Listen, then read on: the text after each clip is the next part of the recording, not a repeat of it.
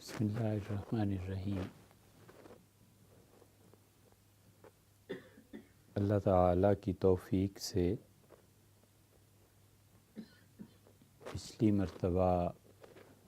غالباً یہ بات چل رہی تھی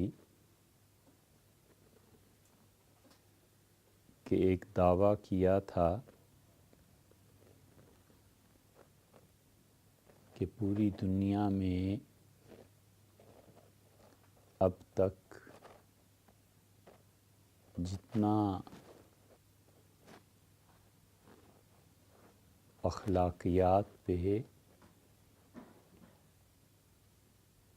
اور تقرب اللہ پہ لٹریچر موجود ہے اور کسی بھی زبان میں موجود ہے، جتنی بھی ریکارڈڈ ہسٹری ہے،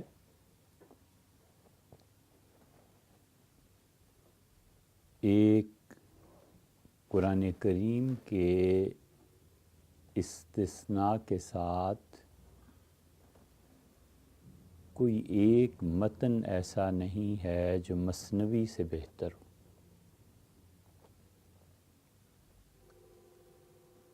مولانا روم جیسی مثنوی اس کی کوئی مثال اور کوئی دہرائی نہیں ہے۔ اخلاقیات میں اور تقرب اللہ میں، اللہ کی قربت میں، انسانی نفسیات کے مسائل کو حل کرنے کے لیے جتنا اچھا ٹیکسٹ یہ ہے، اتنا انگلش، اردو، فارسی، عربی، فرانسیسی،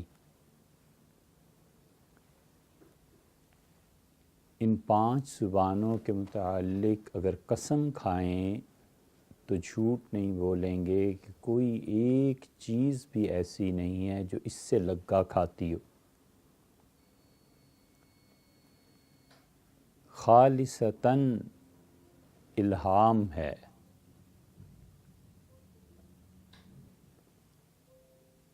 قرآن کریم میں، اور پھر اس میں فرق یہ ہے کہ قرآن اللہ کی واحد کتاب یہ ایسی چیز ہے کہ پہلے نازل کرنے والے کی معرفت کو چاہتی ہے، پھر اس کا کلام سمجھ میں آتا ہے۔ جتنی معرفت بڑھتی چلی جاتی ہے، اتنا ہی اس قرآن کو سمجھنا آسان اور اس کے معانی کو ہضم کرنا بڑے شعر ہوتے ہیں جن کا کام ہے۔ اللہ نے جو کہا ہے کہ اگر ہم اسے پہاڑوں پر نازل کرتے تو اللہ کی خشیت اور خوف سے وہ پہاڑ ریزہ ریزہ ہو جاتے، تو ایک آدمی قرآن کی تلاوت کرتا ہے معرفت کے بغیر تو وہ ثواب ہے، اور ایک آدمی ذات باری تعالی کی معرفت کے ساتھ تلاوت کرتا ہے تو وہ تقرب اللہ ہے، اور اس تقرب کی پھر کوئی حد نہیں۔ اسی قرآن کو آدمی پڑھتا ہے اور بس پڑھ لیا، ثواب مل گیا، نماز ہو گئی، اور اسی کو کوئی آدمی پڑھتا ہے اور ایک آیت پہ گر کے انتقال ہو جاتا ہے۔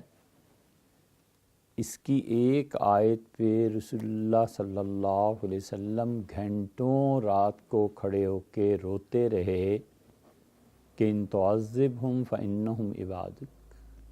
اور اللہ اگر آپ انہیں عذاب دیں تو بہرحال یہ آپ کے بندے ہیں، اور اللہ اگر تو معاف کر دے تو بلا شبہ تو معاف کرنے والا ہے، بہت بڑا۔ اب رسول اللہ صلی اللہ علیہ وسلم کا بنفس نفیس، کیونکہ نبوت کا ظرف بہت بڑی چیز ہوتا ہے بنسبت ولایت کے، اور اللہ معاف کرے ولایت کے ظرف کا نبوت سے تقابل ہی ایک طرح کی بے ادبی ہے، اور پھر ختم نبوت اور اللہ کا آخری مرتبہ اپنی مخلوق سے کلام کرنا، یہ بہت بڑی چیز ہے۔ اس لیے وہ کلام سمجھ میں آتا ہے بقدر معرفت، اور دنیا میں واحد ایک ہی بس کلام ہے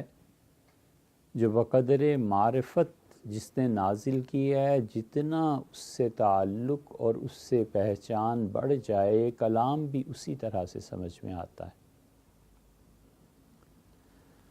اور اس کے بعد یہ مثنوی ہے، کسی نے مولانا روم کا نام بھی نہ سنا ہو لیکن وہ جانے کہ مثنوی میں کیا ہے اور اس مثنوی کے مضامین کو سمجھ سکے، بہت بڑی چیز ہے۔